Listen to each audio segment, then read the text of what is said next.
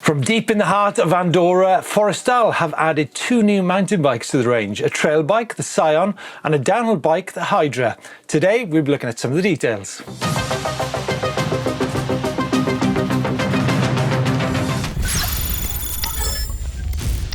Now, for those of you who are new to Forestal, well, they base their bikes on a lightweight and intelligent philosophy.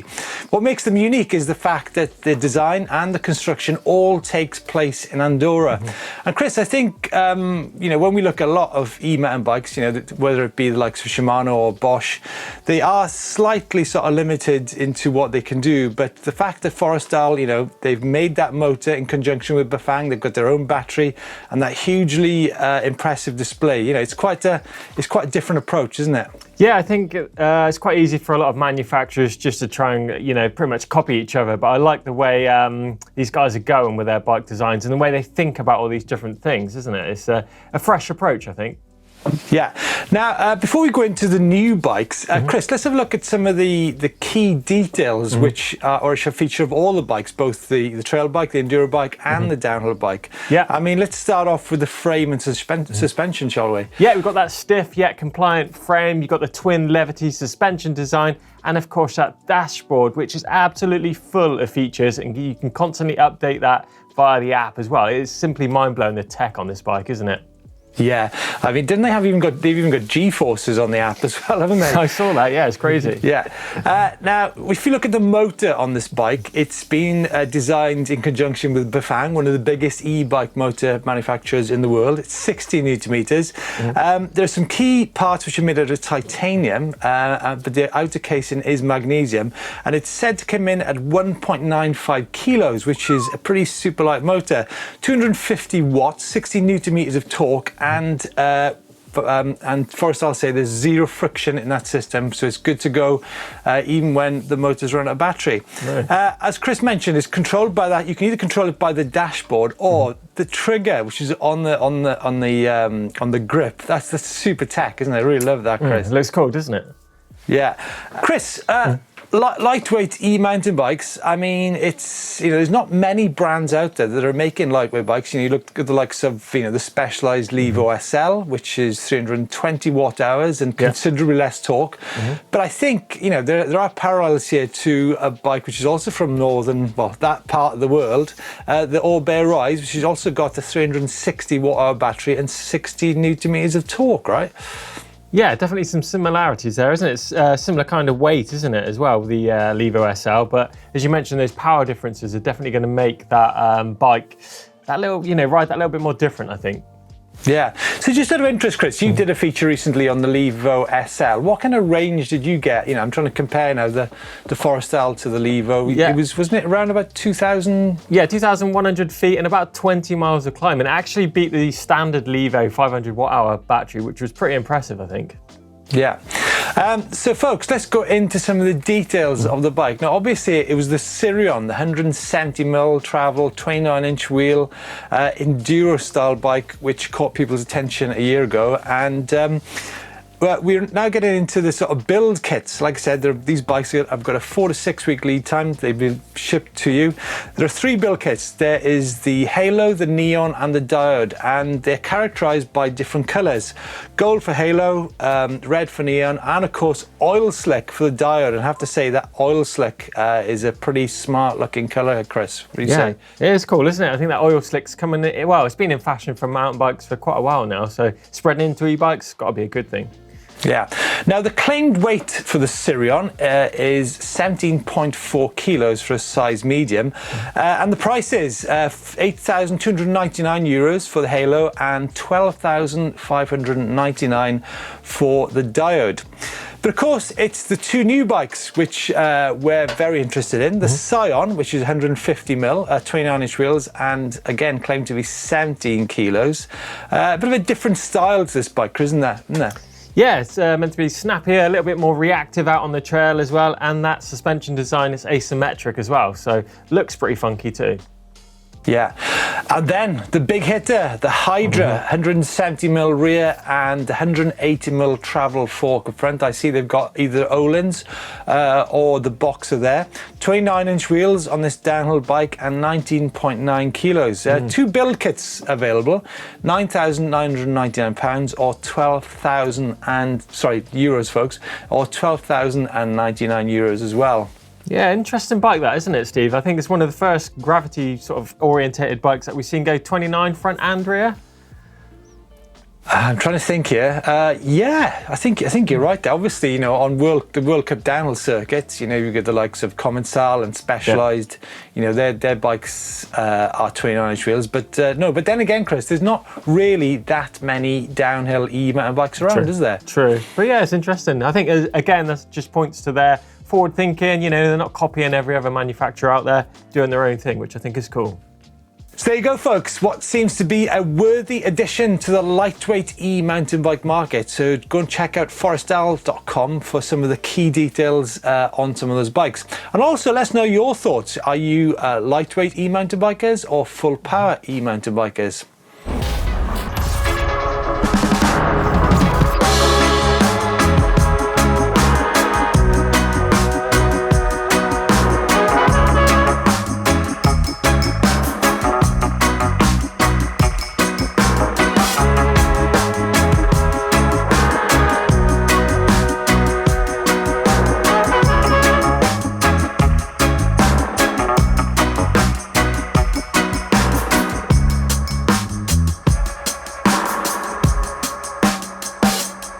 Well, folks, we're coming from all continents in this week's Out and About, and just look at this location here from Brian on his Merida E160 out on Nelson Sylvan Forest. It's privately owned forest with mountain bike trails that is free to enter. I think that is quite a spot. And then moving slightly, actually massively west of there, this is Gerardo and a 2020 Canivo Expert in Los Andes, Santiago, Chile. Just riding close to home in the fall. I mean, that is a big, big mountain then, Gerardo. And then this one, Chris, I've not seen many Megamos, but this Megamo Crave on Montgo Mountain from Baz. Now, looks super hot there in the background. The great Spanish brand Megamo. Wow, cool. But moving closer to home, we've got Leroy on his Havik All Mountain up at Penmachno Trails, closely followed by some action on Jacob's Ladder in the Peak District there. Close by, Lady Bower Reservoir is Mike on his white E180 RS. That's quite a nice spot, isn't it? Yeah, it looks way high up there, isn't it? Yeah. Big old climb. And then John is up on the Long Mynd in Shropshire on his Merida. I mean, that's where you did the your speed record, Chris, wasn't it? Yeah, it was. Yeah, good memories of that hill. Yet to be revisited, I think. Yeah. And then this one is from Joe, which looks, look, it's, oh crikey, are those, I can see kangaroos there. This is in the Adelaide Hills in South Australia. And 75 years old. It says loves riding his e-mountain bike out in the bush. Yeah. Look at that. And I love this shot from Tracy at Lake Hodges in California, summiting a technical climb with a Levo SL. That's a cracking location. Whoa. And then back to home. This is Kieran's Commensal Metapower in the Lake District on Grisdale Pike. Looking very summery there, I have to say. And closing things down is Mario on his Kasia Hydric 4 and his EMTB Trail Span Wound in the Netherlands, sporting an EMBN top. Nice one, Mario. Yeah, nice. So, folks, some incredible locations there. I think you'll agree, from many continents throughout the world. Please keep sending them in. We love seeing where you've been and what you've been up to on your e-mountain bikes. And yeah, like I said, keep them coming. Coming up this week on EMBN, we have a great week of content as always, and kicking things off on Friday, we're taking a look at all the different helmets out there on the market. Which one should you choose? A full face, open face, or maybe a convertible style helmet? And then on Sunday, we have got the Magnificent 7, a supercross race on EMBN. I think maybe one of the first ever e-mountain bike supercross races. A truly monumental day on some big jumps, big climbs, and lots of tired athletes for sure.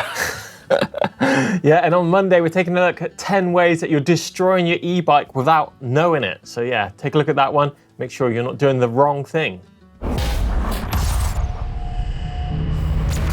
Now, moving on now to comments and questions. This is in relation to Chris's mountain bike versus lightweight e-mountain bike. Now, Daniel Sederlin says, be interesting to see if you had to do the same down and up in eco, then trail, then turbo against Blake. And Tom Bullock says you should compare them over about 55 miles or so.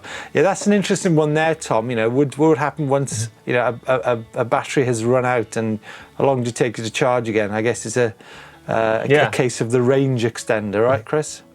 Definitely, yeah. It'd be interesting to see the sort of effort, and maybe if Blake could make that distance back up, maybe if my battery went flat, he might be able to close me in. But yeah, definitely, that could be a good one. Yeah. Sounds like one of your sort of things, Steve. Now, moving on to the video which we did with Chris Akrig on the weekend. Some fantastic feedback from you guys. Thanks so much. It was a truly physical, mind-blowing day out. And what I liked about that video, Steve, was seeing you struggle, not in a bad way, but I know you are one of the best mountain bike climbers that I know personally, and to see you struggle against Akrig was pure bliss for me, and it just made me understand how hard those trails were. Well, you say that. Now, it's a bit of a behind-the-scenes action here. Now, so obviously, I did the day out on my Levo, but I actually returned the next day, and there was a climb which I hadn't done, and I tried it on the Canyon. Obviously, the Canyon's got a Shimano EP8 motor in it, vastly different geometry, but I think it was really interesting the fact that when trails go from being steep to being super steep, then it's interesting how different motors react to those kind of environments. And yes, I did grind it out, but I did actually manage to get up that climb, Chris. But some great comments from you guys. This is just a couple of short selections here. George Naudi says, Chris Akrig is the most underrated bike athlete legend. Yeah, I think I'll second that, George. And Simon Williams, technical skills and explosive power equals awesome bike rider. Absolutely. Yeah, folks, thanks for those great comments, and look forward to more from Chris Akrig in the months ahead. Well, folks, it is time for the Bike Vault, and kicking things off this week is Martin with his Hybike Enduro 3 out in Leith Hills in Surrey. And I think that is a nice opener to this week's Bike Vault. Nice. Moving things on is Jacob, 2020 Comtel Matapow 29 Essential. The location here is Mount Dora MTB Trails in Florida. I mean, it's I'm on the bench for this one. That's got to be a super nice, I think, surely. A super nice from Chris Smith, and I think definitely the next one, Matt's Giant Trans E2 Pro in Woodhill Mountain Bike Park, is definitely a super nice. I think that really does show that beautiful blue paintwork on that bike, and nice dry, dusty trails. Nice red dirt. Super nice, Matt. Super nice shot. And then this is from Colin, and this is from Havard Runnis. Wow, that's a good. That looks like it's up on Francis Walters' land there. Am I right there, Colin? I used to work in that area. I can just see. It's quite a short wheelbase on that bike, doesn't it? Yeah. Colin, I've got to give you a super nice, haven't I, up in Havard Runnis, up on Crumlin. Did you know that Sophia Loren starred in a film on a bridge that went over Crumlin Viaduct once? Do you know that, Chris? I didn't know that, actually, Steve. Fun fact for the day, I suppose. Moving on to Jeff, and Jeff's got a moustache, Samley 27 wide. This is in the Chilterns in Oxfordshire. Now, that's actually quite similar to the high bike we had a few weeks ago, the yellow high bike, isn't it? It is, isn't it? Yeah, I think, it looks quite familiar. Like, it's not the South Downs way. It looks a similar sort of trail, doesn't it? Yes. This is big green fields. Yeah, so I think it's we say about leaning bikes up against posts, but I think that showcases the bike really well, doesn't it, Chris? Definitely. Yeah, I think it's got to be another super nice, right? Yeah, wow. Cool, we're all about high bikes this week. Now, this is Alistair's high bike all mountain sale in Mardley Heath in Hertfordshire. I mean, it's great, isn't it? I've seen... Oh, yeah. We've been quite, I don't know. Nice, I think. It's a nice, but Too this many next one, super nices. This next one is a Cube Stereo Hybrid SLT custom in Maidstone. Nice bit of root action there from Matt. Yeah. I think that's a super nice shot, isn't it, Chris? Yeah, giving away, Steve. Giving it away. But the question is, which is this week's bike of the week? I think surely the Giant takes some beating, doesn't it, Chris? Some nice light on there. Looks like a good trail too. Yeah, I think so. A perfect day out exploring, says Matt. So Matt, there is the bike of the week in the bike vault. Yeah, lovely looking shot there from Matt taking bike of the week. But don't forget, if you want to get featured on the show, use the upload service for anything you want to see here on EMBN, be it pictures, videos, whatever. Send it into the upload service. It's the easiest way to get into the show. And that's it for this week's EMBN show. Please let us know your thoughts, what your feelings about the lightweight e-mountain bikes from Andorra, and of course, the new Cyon trail bike, 150mm travel, the Hydra, 170mm, 180mm front. I'm sure you will agree they are pretty special looking bikes and a welcome addition to the e-mountain bike world. So see you guys next week. Cheers, guys.